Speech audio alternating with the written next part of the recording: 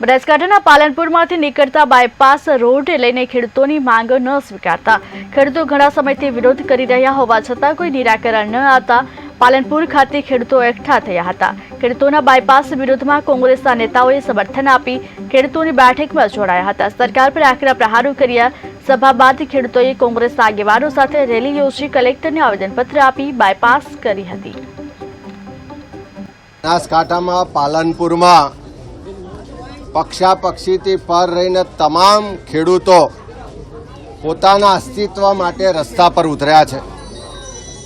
એક બાજુ ખેડૂતોનો વિનાશ અને સરકારનો કહેવાતો વિકાસ, એનો ઉત્તમ દાખલો આજે બનાસકાંઠામાં પાલનપુર બાયપાસ રોડમાં જોવા મળે છે।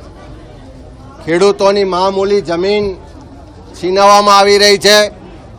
જરૂરિયાત કરતાં વધારે જમીન સંપાદન કરી ને ખેડૂતોને જમીન વિહોણા કરી ખેડૂત મટી જાય, રસ્તા પર આવી જાય એવી સ્થિતિનું નિર્માણ આ વિકાસના નામે ગુજરાતની સરકાર કરી રહી છે।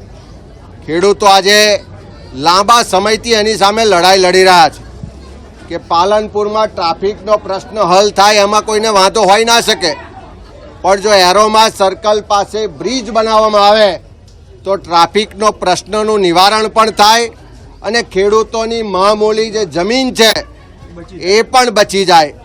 એવા સંજોગોમાં ખેડૂતો લાંબા સમયથી લડત લડે છે, રજૂઆત કરે છે, પણ સરકારના બેરા કાન સુધી આ વાત પહોંચતી નથી।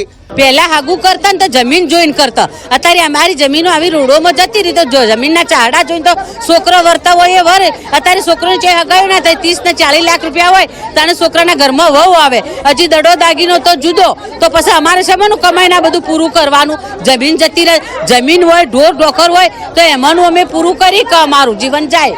બાયપાસ રોડ માટે જે સર્વે કરવામાં આવ્યું અને છેલ્લા 2-3 વર્ષથી ખેડૂતો એની વ્યાજબી જે વાત છે સરકાર પાસે મૂકી છે। પહેલો તો બ્રિજ બને અને 140 કરોડ એટલે સરકાર માટે કોઈ મોટો ખર્ચ નથી। બીજું તો તમારે બ્રિજ ના બનાવવો હોય અને બાયપાસ કાઢવો હોય તો ખેડૂતો સાથે પરામર્શ કરીને એમની 3-4 જે માગણી છે એ માગણી સ્વીકારે। ખેડૂતોમાં અન્યાય ને એમાં અન્યાય, જે એક્ટિવ ખેડૂતો હતા એમને ક્યાંક ને ક્યાંક બિનખેતી કરી દીધું, જે ખેડૂતો નથી કરાવી શક્યા એમની સામે અન્યાય, અને જમીન જેટલી જોવાય એટલા પ્રમાણમાં ખેડૂતો આપવા માટે તૈયાર છે।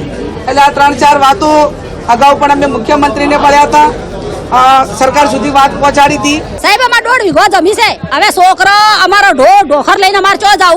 આ બાયપાસની સરકારને કોઈ જરૂર નથી। બનાવવો હોય તો બ્રિજ બનાવો અને ઉપર પુલ બનાવો, અમારે બાયપાસ કાઢવાની કોઈ જરૂરત નથી। અમારા છોકરાને અમે ભણતર આ ઢોર પર અને ખેતી પર તો પૂરું કરો છો, અને હવે અમારી જમીન નાતી રહે તો અમે શેના પર પૂરું કરશો? રોડ અમુક હોય છે કે રોડેલી છે એને ખાવા નેત પૂરું જ નથી થતું, એવા લોકો આ જમીન જતી રહે તો શેના